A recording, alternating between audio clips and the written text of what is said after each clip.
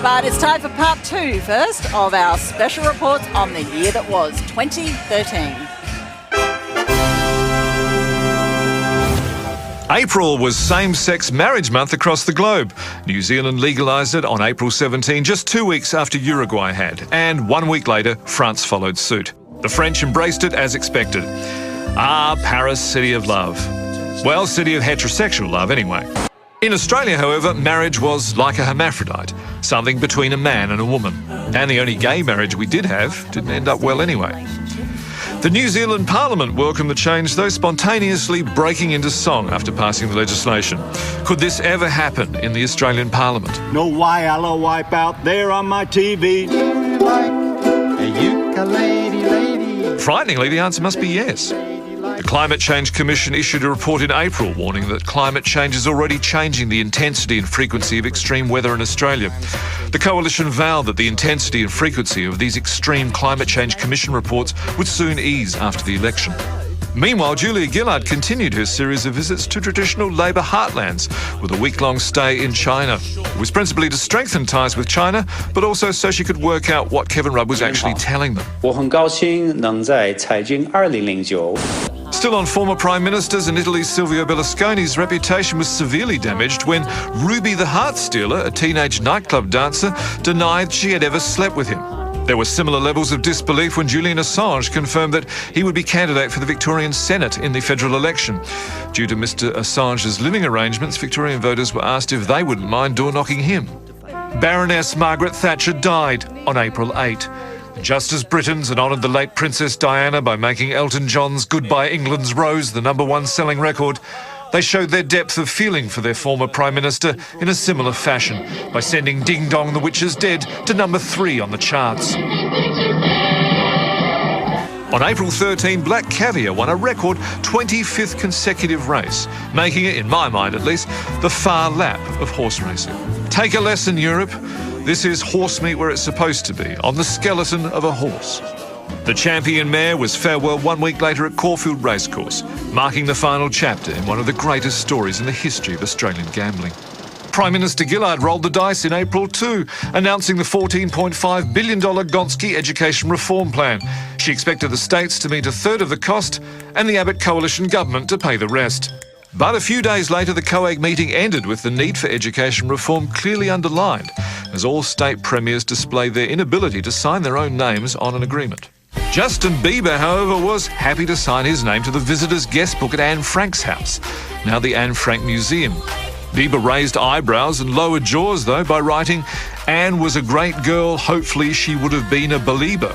Bieber's management hid from the media in the attic. Liverpool footballer Luis Suarez would have joined them if he could after being charged with biting an opponent, Branislav Ivanovic. Ivanovic accepted that Suarez had been consumed with rage, but feared he would be as well. The federal government's war on their own popularity ramped up when they announced legislation to crack down on 457 visas. 457 visas allow skilled overseas workers to be hired to cover shortages, wherever those skill shortages might be. There certainly wasn't any in the Netherlands, as Queen Beatrix formally abdicated, allowing her son, Willem-Alexander, to become king in a move which delighted everyone. May started with Bernard Tomic losing in the first round of the Spanish Open, but his father, John, winning in the first round in a TKO. And as the disquiet in Labor ranks continued, Prime Minister Gillard made her first official visit to Papua New Guinea for talks on aid. However, she failed to secure any, leaving a massive hole in the upcoming budget. May the 11th, an independent MP Peter Slipper joins Clive Palmer's United Australia Party.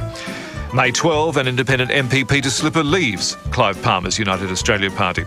The United Australia Party having blocked Mr Slipper's membership bid, Mr Palmer thanked Mr Slipper for his enormous contribution to the party over the previous 24 hours. It was hard to think what the UAP would be like without Mr Slipper, but casting one's mind back to the day before certainly helped. The matter was also complicated because the UAP had already endorsed one of its members to contest Mr Slipper's seat. Bill Schock was well known right around the country, particularly given what the carbon tax had done to electricity prices. Wayne Swan outlined to the country how the federal budget could be returned to surplus in 4 years. It involved cuts in spending and the election of a different government.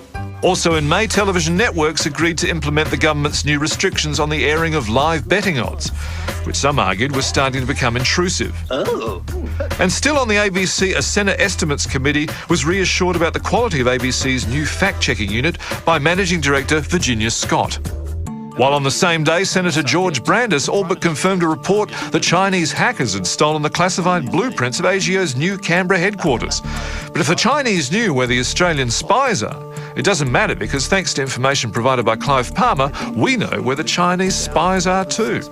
May ended with a hiccup on the NBN rollout as Telstra agreed to remove asbestos from 1 million NBN cement pits. The government stressed that this was not what was meant by providing fibre to the home.